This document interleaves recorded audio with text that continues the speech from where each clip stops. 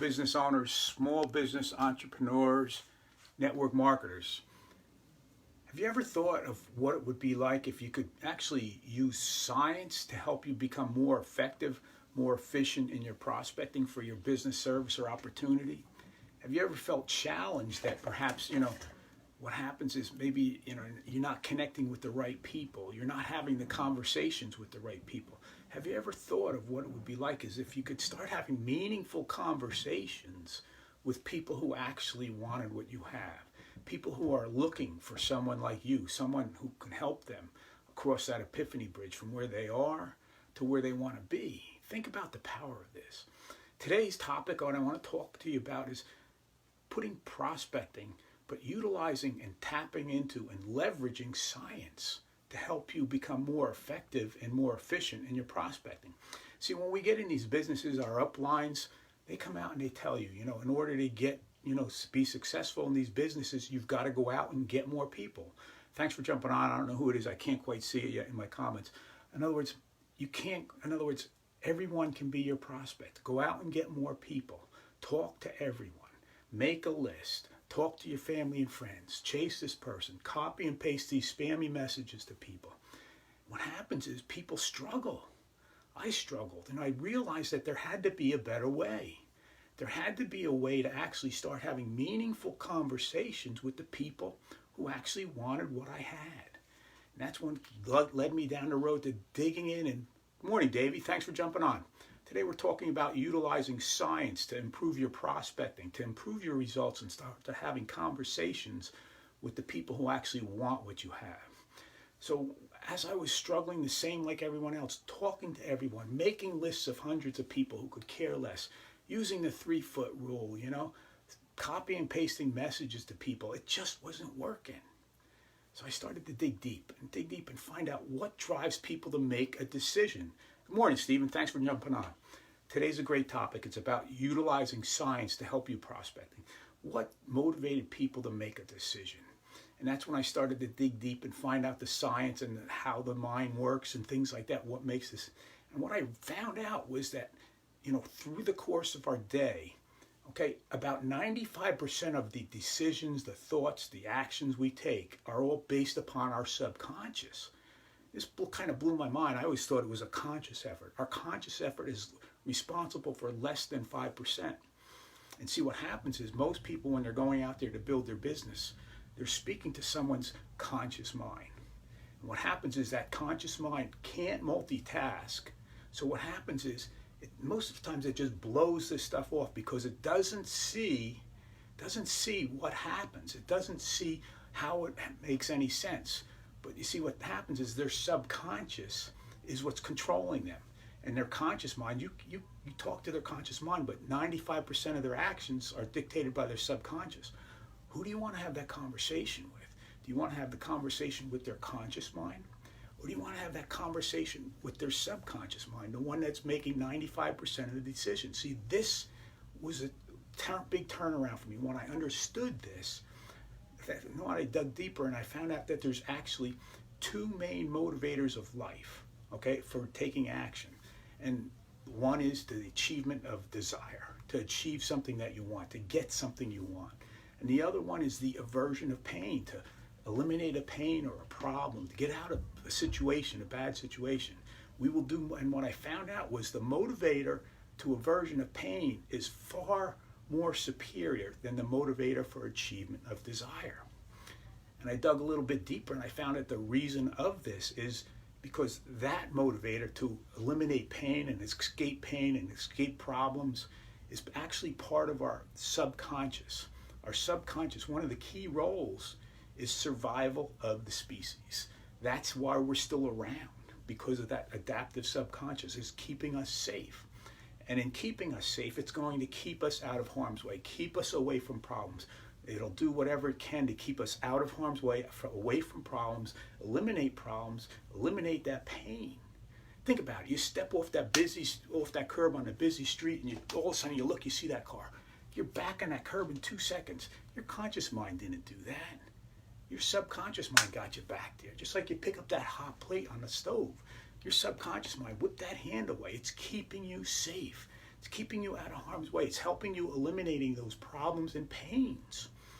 And this is powerful. Once we understand how we can start to actually have conversations with this. See, the key is most of your uplines go out and tell you to talk to everybody. The key here is there's people out there who need what you have, who want what you have, who are looking for someone like you to help them get it. And the key is what happens is most people are trying to speak to their conscious mind. And here's the thing, if you know a particular sub-niche in your business that has a specific pain and problem that your product, your service, or your opportunity can help rectify, think about this. This is what you want to learn to do. You want to learn how to tap into these sub-niches. Start to identify the problems and the pains in their lives that your product, service, or opportunity can help. See what happens, most of the people in these sub-niches, they've been dealing with these pains and problems for so long, I'm sure you can relate to this, that they've actually got them tucked up alongside of them, and they're carrying them around with them on a day-to-day basis, feeling that they're going to carry them for the rest of their lives. Think about that. Makes a lot of sense, right? But what happens is when you start to identify a particular niche, and it's going to take a little work. You've got to do a little research. You've got to do a little market research. We have Google, we have various forums, we have special interest groups, all types of places we can do polling posts, all types of places we can do that research, and we start to identify the problems in their lives and the pains and then the desires as well. Now what happens, this allows us a couple of things. It allows us to start to create great content that actually resonates with that pain and that problem, so that when your prospect sees it, think about this, your prospect is scrolling their social media, okay? Their subconscious is controlling 95% of what they do, but they come across your post, and it's actually talking about a pain that you have, a pain or a problem that they have, and it actually resonates with them, and that has them stop the scroll. Who stopped the scroll? Was it their conscious mind? No, it was their subconscious mind stopped the scroll because it wanted that information, because it felt connected to that information, because it realizes that you're going through, their prospect is actually going through that problem and pain, and the subconscious is looking for possible solutions. Think about the power of this.